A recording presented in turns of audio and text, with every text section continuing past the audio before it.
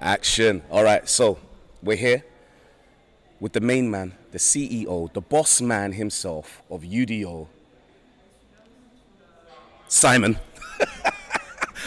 We've only got one mic because it wouldn't be UDO if we didn't have technical difficulties. We've always got to have something. It's just kind of like tradition, right? 100%.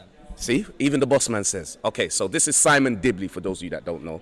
He is the CEO, the boss man. He's the reason why UDO exists. My name is Dwayne, and I'm your host with the most. And I'm going to be speaking to Simon about why he started it. I'm just going to pick his brain. Is that all right, sir? If you can find one. You got to have a brain in order to have something like this happening. So this is UDO 2025. It's the 20th year anniversary. 20 years, sir. Come on, just talk to them. How do you feel about that?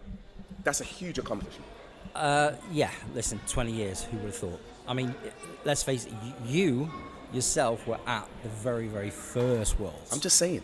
The very, very first one. So you've seen this grow. I have. Along with many other people. Yeah, it's crazy. It's crazy. I mean, it's been brilliant. On social media, I've been seeing all the videos. Yeah.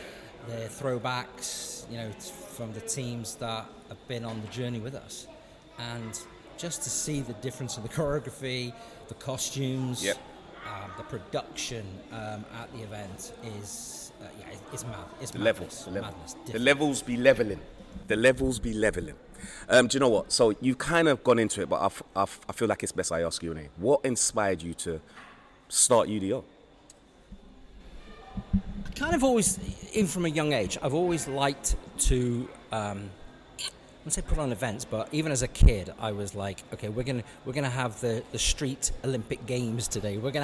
So I've always been around wanting to put on and do things. Right. And before UDO, I was in the event world. Okay, so I also had dance schools as well. So the progression of going into competitions came from the dance schools. It was basically what can our kids do alongside your sort of your ballroom and your jazz, those kind of competitions. It was like what's the next thing, and we stumbled across it.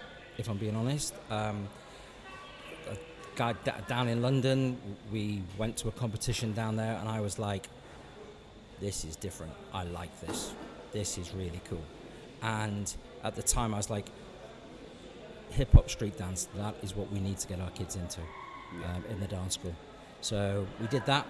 We took up, instructors came up to our schools, our kids got better and better, and then other schools in the area started to see that we were doing hip-hop street dance, and then it just progressed from there, really, to have like local competitions within dance schools. Right. Yeah. That's literally how it started, and those competitions got bigger. More schools wanted to get involved, and I just, kind of went, okay, I think I want to really focus on now the competition side and not so much the dance school side. I kept the schools running for a period of time while we were running the UDO competitions, but ultimately then I took a really big back step, let the I franchised out the business for the dance schools, and I concentrated purely on UDO then. That was a really good answer, Si. Thank you for that backstory. All right, I got another question for you, Si. Could you ever imagine that UDO would grow to what it is today? Did you see this? No, not globally. Right. Not globally. I always had the drive to make UDO big in the UK. Okay, that was where obviously my focus was. Then came, I think, we decided to put the World Championships on. Very ambitious, if I'm being honest. I look back now, it was an exceptionally ambitious. There's got to be ambition in there. There's got to be. Yeah, there has. But obviously what I wanted to do as well is I wanted to make sure that if I'm going to go out there and go, this is a World Championships, I wanted teams coming from around the world. I didn't want the schools that were coming to our British Championships coming to a Worlds going, we're just competing against the same teams. These are all from the UK. So, we made huge investment in getting UDO brand into countries, getting those teams over to compete. I mean, you'll know yourself, some of the first crews that we had now are huge names, Jabberwockies, Quest Crew. These guys came in the early days of UDO. Very true. Very true, very true. And I remember those days because, as Simon said, I've been here from the beginning. Yeah. What challenges have you faced? Like, what's your biggest challenge that you can remember? What's been the biggest challenge in, like, putting on an event like this? Because, I mean, we have grown. But was it the early days challenges, or was it the latter days? What's been the biggest challenge? Yeah, I would say look, in the early days, like any business, you're going to have growing pains. Yeah. You know, I mean, I talk about the investment that we made in the World Street Dance Championships. You know, that could have put a few promoters off, people who run events, because, you know, we lost money. It's a fact. You know, but I wanted to stick. I knew what we were doing was right. I knew we had the support in the UK, and I knew where I wanted to take it. So it was a challenge at first, you know. Ultimately, like any business, it's hard, you know. And then obviously the dreaded COVID came along, you know, that period of time where events couldn't happen. And I felt, obviously, as an event company, it was a struggle. But, you know, all our family, all our street dance family, all the dance schools, they went through it. Yeah. And some of them didn't survive, you know, which is a shame. But a lot did. A lot stuck at it, and, you know, I tip my hat to every dance school owner out there, every performer, everybody that was in the industry. Yeah. You know, yourself included, all our judges who work in the industry. It was a very, very tough period for us all. But we're through it. We're on the other side now, and I think, you know, you can see from this world, it's just growing and growing and growing. That's amazing. And you know what? I think that brings me to the next question, Si. What makes UDO different from other events? Do you know what I mean? Because for us to survive, as you said, so rightly said, COVID hit everyone. No one was exempt. No one. As individuals, as a business, as event organizations, whatever. Nobody was exempt from the wrath that came from COVID. But why did we survive? What makes UDO different from any other event? I come back to it. I think UDO is a family.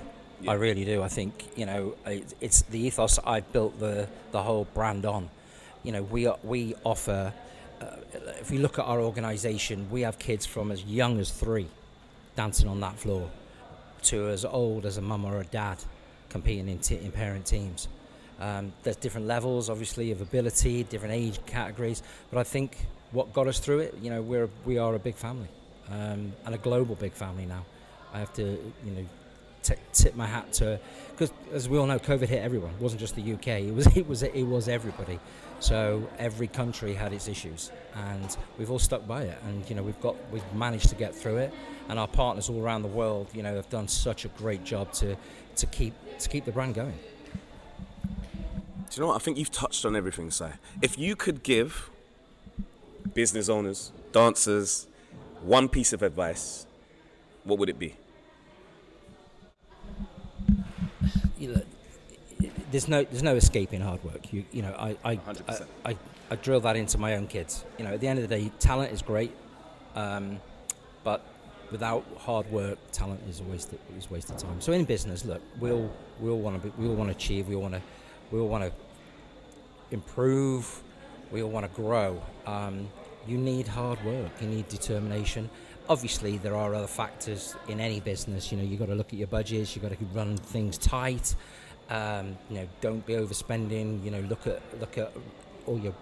at every aspect of your business. Yeah. How you can improve it. You know, can you make your marketing better? Can you analyze your business? Every month with my team, we'll always have team meetings. We sit down, we brainstorm, we look at budgets, we go through things. How we're going to grow? What are we attacking? What are we going to do differently? Because that's the big thing I've always felt with UDO is I instill in my staff is that I always want us to improve. We cannot sit back on our laurels. There's a lot of people in there now doing some great events, you know, and any event organizer out there, anybody that's running events, well, to make them successful, we're all pushing each other. Yeah. You know, there's some fantastic events now in the UK, and you know, and we've got to keep going. I think that's it. UDO Worlds 2025. I'm here with the boss man, Simon Dibley. I've been Dwayne, aka Chocolate City, doing my own podcast on UDO. 20 years, Si. 20 years. We could go on all day. There's so many more questions that I could ask you, but you know what? I think we're going to leave it there. Guys, thank you. Peace. Simon, thank you for 20 years. No, thank you. Thank you very much. You heard it here first. Thank you very much, Thank Dwayne. you. No, thank you, sir. Thank you. Peace out, guys.